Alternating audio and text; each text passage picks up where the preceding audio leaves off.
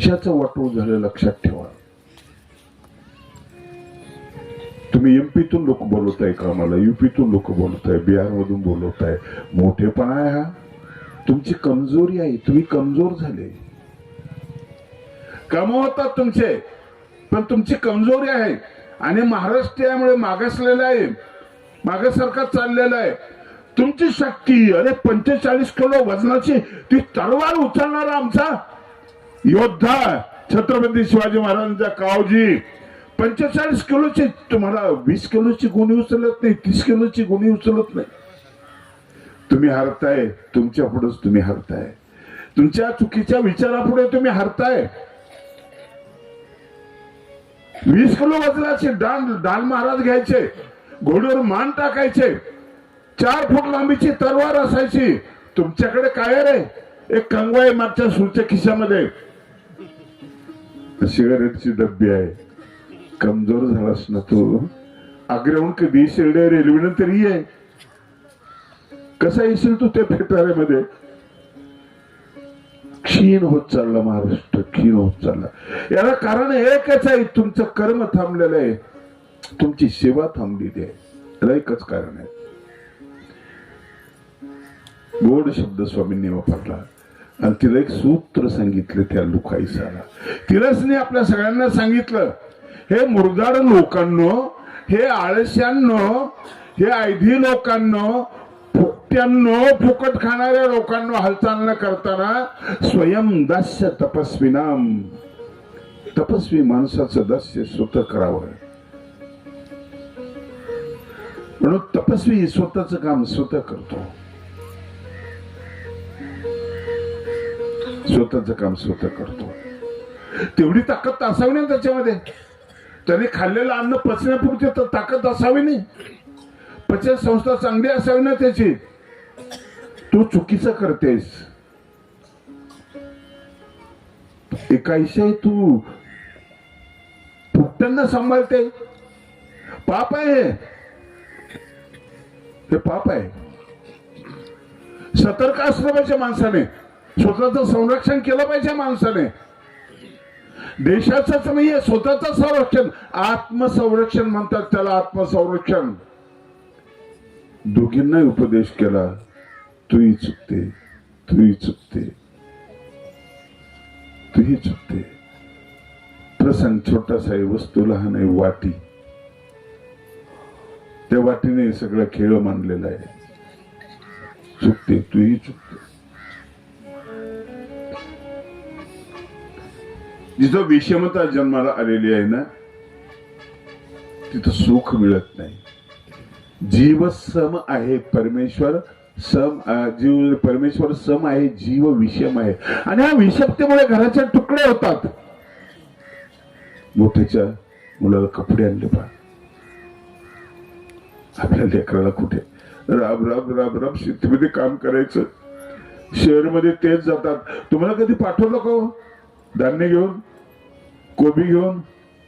तेच फरक पडतो ना.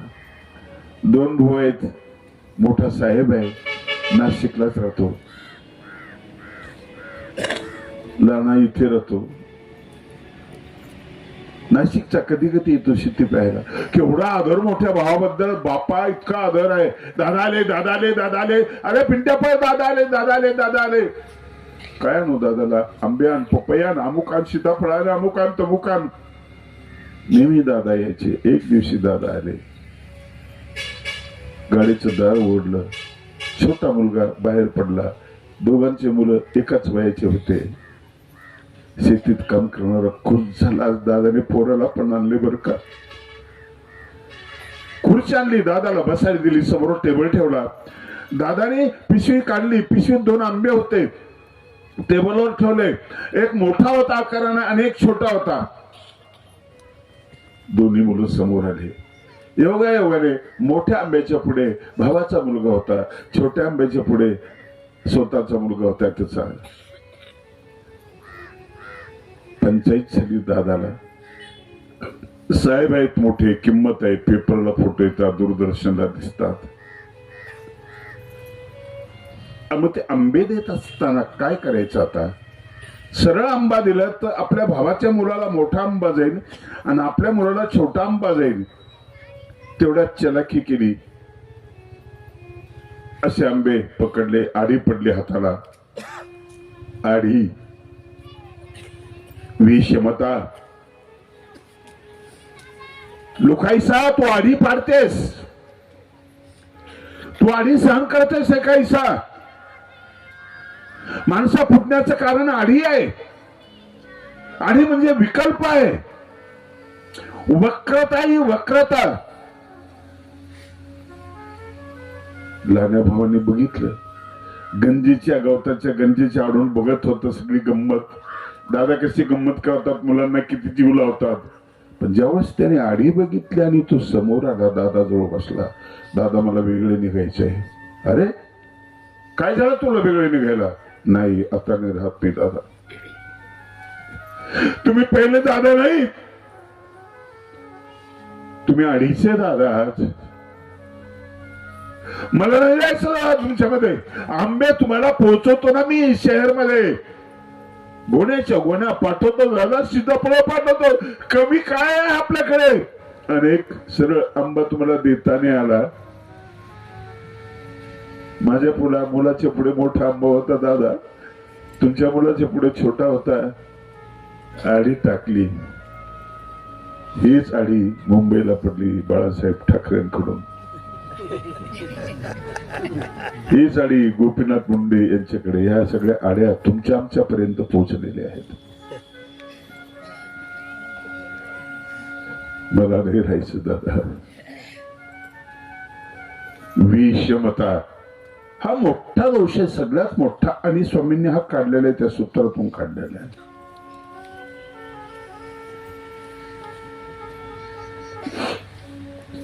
मोठा दोष काढला. केवढी विषमता, जातीमध्ये विषमता. पेशव्यांच्या काळात जाणार, त्याच्या अगोदर जाणार. जनावर जवळ घेतल्या मी, माणसं दूर केली. मांजर आम्ही बगलेमध्ये घेतलं, माणसाला अस्पृश्य म्हटलं, बाजूला केलं. आम्ही डोकरं जवळ गेले, खाल्ले आम्ही. आम्ही गध्याला जवळ केलं, त्याच्या पाठीवर बसलो आम्ही. माणसाला आम्ही बघितलं सुद्धा नाही. केवढी मोठी बिमारी, केवढी मोठी बिमारी. माणसं निष्क्रिय ठेवले. तुकोबांचं कीर्तन, तुकोबांच्या अभंगाला पेशव्यांच्या दरबारामध्ये स्थान नव्हतं. सगळ्या अभंगावर कीर्तन व्हायचंय. तुकाराम महाराजांच्या अभंगाला वाळीत टाकलेलं होतं. किती आढे आहेत, किती आढे आहेत. तुमच्या ऱ्हासाला कारण सगळं हे आहे, सगळं कारण आहे. आणि म्हणून आम्हाला ते दर्शन पाहिजे. दर्शन द्या हो चक्रधरा अविनाशा, मज दर्शन द्या हो चक्रधरा अविनाशा, मज दर्शन द्या हो चक्रधरा अविनाशा, मज दर्शन द्या हो चक्रधरा अविनाशा. किती सुयोग तुमच्या कृपेचा लाभला, किती सुयोग तुमच्या कृपेचा लाभला. तेजून परेशा दगड घाती घेतला, तेजून परेशा दगड घाती घेतला. विकल्प जाऊन सर्व गंभीरे रथा जन्म धारिला, दूर कशाच होईल कोण तारी परमेशा, मज दर्शन द्यावो मज दर्शन द्यावो चक्रधरा ओ मज दर्शन द्यावो चक्रधरा. स्वामींचं दर्शन मला पाहिजे म्हणून एक मातंग उभा राहिलाय. दोघं तिघ आहेत तसे. स्वामी मठात आहेत. आवसाने बघितलं कशाला आम्हाला दर्शन पाहिजे स्वामींचं. हे दर्शन समतेचं दर्शन आहे, हे आनंदाचं दर्शन आहे. दर्शन पाहिजे. थांबा, मी स्वामींना बोलवते. थोडा वेळ लागला, दोघं निघून गेले. एक म्हटलं मी दर्शन घेतल्याशिवाय जाणार नाहीये. स्वामी आले, स्वामींचं दर्शन झालं. अलौकिक तो प्रसन्नता स्वामींच्या श्रीमुखावरची.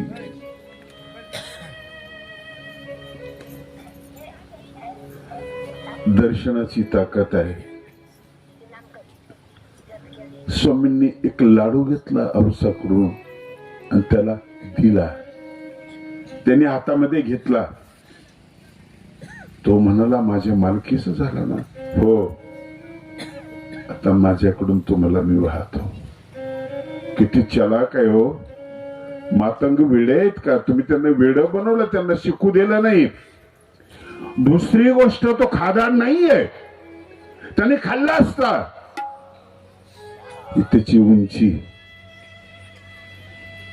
स्वामी उंची वाढवत होते.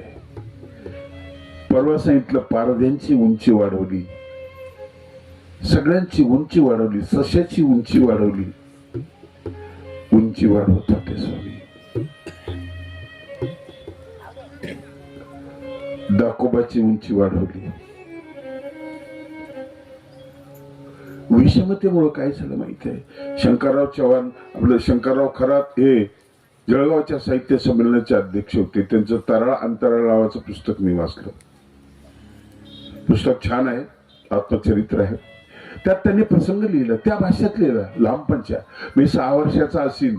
माझ्या बा सोबत मी देवबाप्पाकडे गेलो. वाचता येत नव्हतं घरात कोणाला. आम्हाला आमच्या मारवाड्यात कोणाला वाचता येत नव्हतं. देवबाप्पाकडे गेलो. देवबाप्पा पत्र वाचून दाखवावं एवढं. त्याने पत्र हातामध्ये घेतलं, वाचलं, आलटून पालटून वाचलं, मागून पुढून वाचलं. म्हटले अरे जरा सरपण फोडून दे ना. सरपणच नाही आम्हाला. एक गाडीभर सरपण फोडून घेतलं. नंतर त्यांची पत्नी आली. काय हो काय? म्हणाला पत्र वाचून दाखवायचं आहे. वाचले म्हटले मी. अहो म्हणे आणखी एक गाडी सरपण फोडा. दुसरी गाडी सरपण फोडून घेतलं. सांगा ना देवबाप्पा, माझी अक्का येणार आहे. अक्का मुंबई येणार आहे मला भेटायला. दिवाळीला येणार आहे. येणार आहे काय? येणार आहे का? सांगा ना. अरे ती वारली असं या पत्रात लिहिलेलं आहे. कोणाला हातात देण्याच्या अगोदर सांगता येत होतं ना.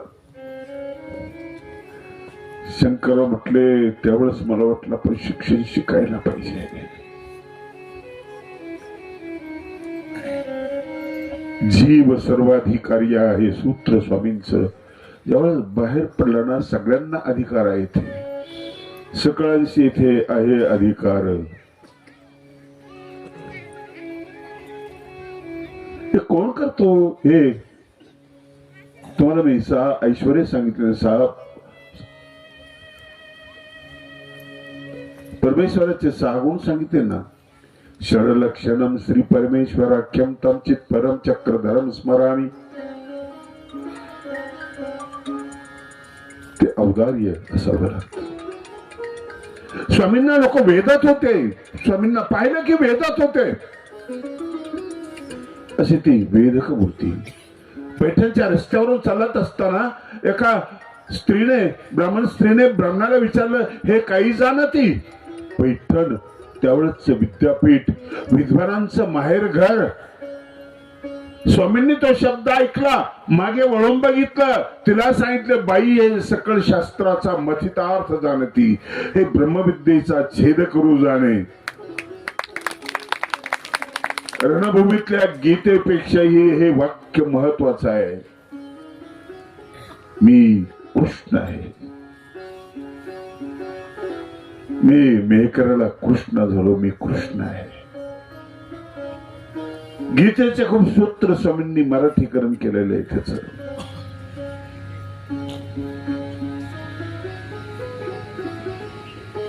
कारण तुझ्या स्वरूपी सदा आनंद, तुझ्या स्वरूपी सदा आनंद, अनुभवती संत सचंद अनुभवती संत सचंद तुझ स्वरूपी सदा तुझ स्वरूपी सदा आनंद तुझ स्वरूपी सदा आनंद गोविंद घना गोविंद गोविंद घना गोविंद सगळेची धरा छंद सगळेची धरा छंद तोडी वेद म्हणत वेद म्हणत अवस्मरणी कोटला नाद अवस्मरणी कोटला नाद तुझ स्वरूपी सदा अनुभवती संत सचंद अनुभवती संत सचंद तुझ स्वरूपी सदा तुझ स्वरूपी सदा तुझ स्वरूपी सदा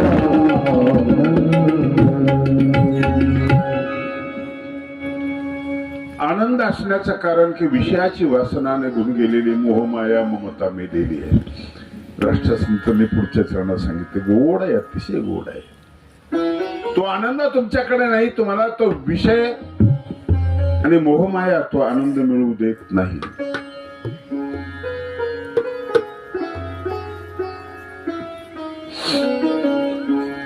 तुम्हाला सूत्र विचारणार आहे बरं का, परत सांगतो. स्वयंदास्य तपस्विना. कालचं कोणतं सूत्र होतं? जाऊ द्या, कार्यक्रम बंद करून टाकू. त्याच्या अगोदर कशावर बोललो मी? आदिवासी लोकांवर बोललो. बायांनो, करता काय तुम्ही? हा, काय म्हटलं? हा, दृष्टांत होता कालचा. हा, बरोबर आहे, सुरीचा दृष्टांत होता.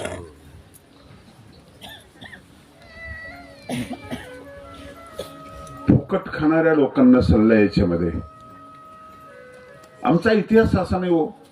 चाणक्य फार मोठा माणूस होता. विदेशातला माणूस त्याच्याकडे आला, रात्र झाली. चाणक्य दिवा लावून राजकीय हिशोब करत बसला होता. तो आला, म्हटलं काय काम आहे? म्हटलं तुमच्याशी वैयक्तिक काम आहे मला. तो दिवा विझवला, दुसरा दिवा आणला, तो लावला. विदेशी माणूस म्हटलं तो बी तर दिवा ना, हा बी ते दिवा, मग तो का विचारला, हा का लावला? ते म्हटले दिव्यातलं तेल माझं वेगळं आहे, राजकीय कोशातलं वेगळं आहे. राजकीय काम असेल त्यावेळेस मी तो दिवा वापरतो, आणि माझं वैयक्तिक काम असेल तर माझं मी दिवा वापरतो. शासनाच्या गाड्या फुकट वापरणाऱ्या लोकांना दिव्याचं उदाहरण द्या ना थोडस. किती पैसा फुकट वापरताय तुम्ही?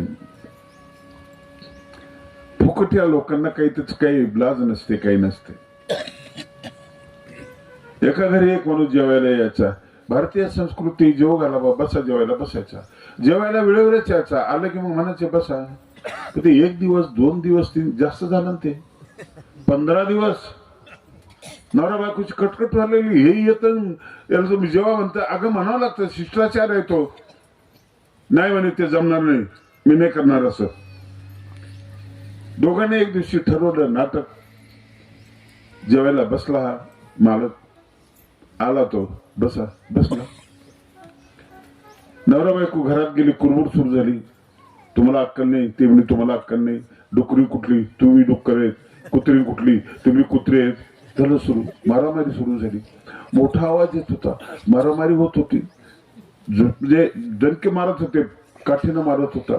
एकच बरं, तो पोत्यावर काठी मारत होता, तो बायको मोठ्यानं रडत होती, रडण्याचा आवाज येत होता. आता अशा वेळेला सभ्य माणूस थांबेल का? पण हा इतका सभ्य होता, हा घरात चालतच असतो म्हणजे आपल्याला काय करायचं. परत दुर्लीतली अर्धी भाकर घेतली, जेवायला बसला, कुठलाच परिणाम नाही जेवण. जेवण वगैरे झालं, उठला, निघून गेला.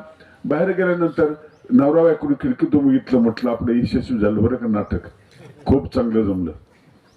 आता यांचं सुरू झालं, मी चित्रपटात असते तर मी चांगली नटी झाली असते, कसा अभिनय केला मी, रडलं तर नाही पण रडल्यासारखं केलं. नवरा म्हणे मी चित्रपटात असं तर अमिताभ बच्चनला मी मागं टाकलं असतं, मी तुला मारलं तर खरं, मारलं तर नाही. तेवढ्यात तो हजर, तू आला परत. म्हणजे ती रडली, रडल्यासारखं केलं, रडली नाही. तुम्ही मारल्यासारखं केलं, मारलं नाही. मी गेल्यासारखं केलं, मी पण काही गेलो नाही. हे लोक काय कामाचे हो, गावाच्या कामाचे नाही, घराच्या कामाचे नाही, बायकोच्या कामाचे नाही, कोणाच्याच कामाचे नाही. निराधार आलेला पैसा आईचा घेऊन खर्च करणारी ही माणसं काय कामाची माणसं आहेत. म्हणून ती वाटी स्वामींच्या डोळ्यावर आहे. वाटीला निमित्त करून स्वामींनी सगळं बोलायला सुरुवात केलेली आहे. आता याच्यामध्ये गंमत काय आहे, सेवा आणि दास्य या दोन शब्दांमध्ये फरक आहे. सेवा सापेक्ष असते, दास्य निरपेक्ष असत. दासृ धातूपासून धातू तयार झालेली आहे. स निघून गेलं, रू निघून गेलं आणि दास असा शब्द बनलेला आहे. दास म्हणजे लहान.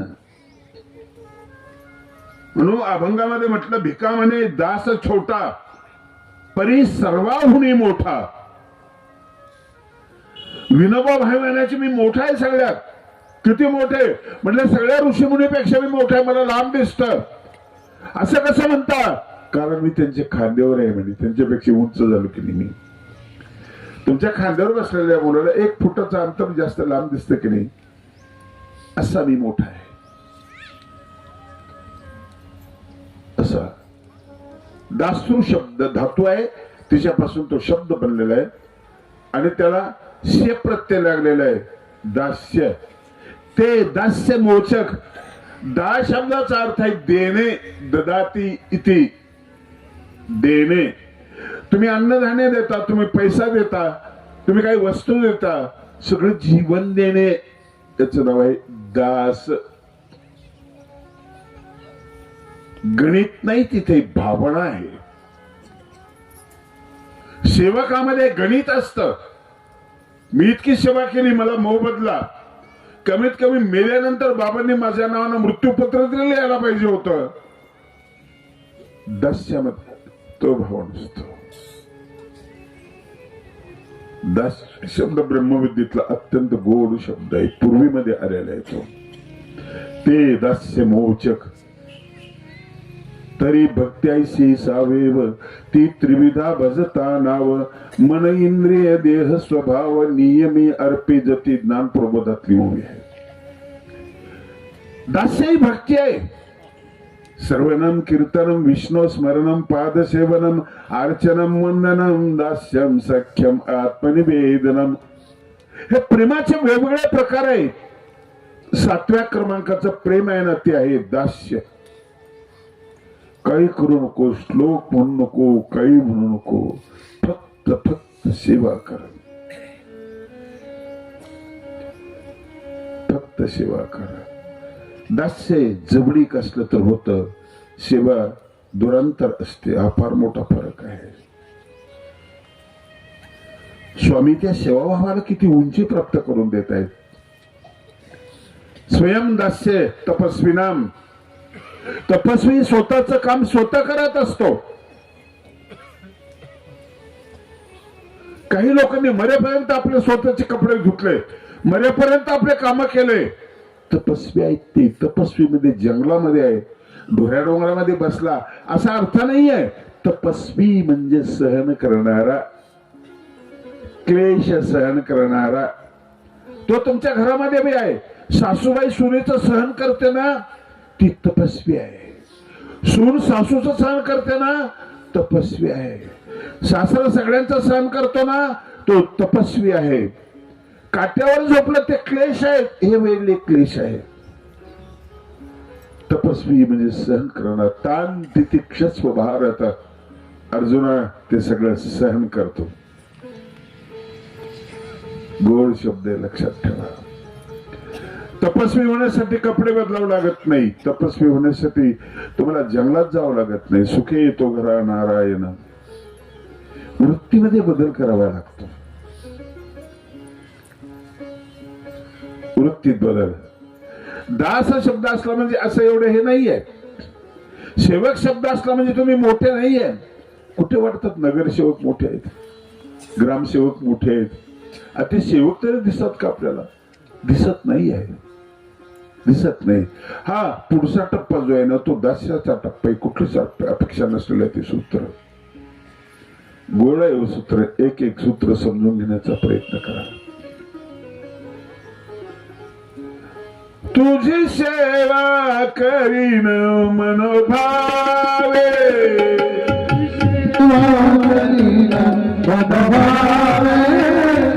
तुझी सेवा करीना भगवाने. माझे मन बहुत रंगले, माझे मन बहुत रंगले. तुझी सेवा करीना मन भावे, भावे तुझी सेवा करीना मन भावे. तुझी सेवा करीना मन भावे. नवजीले नवशील मागे, नवजीले नवशील मागे, नवजीले नवशील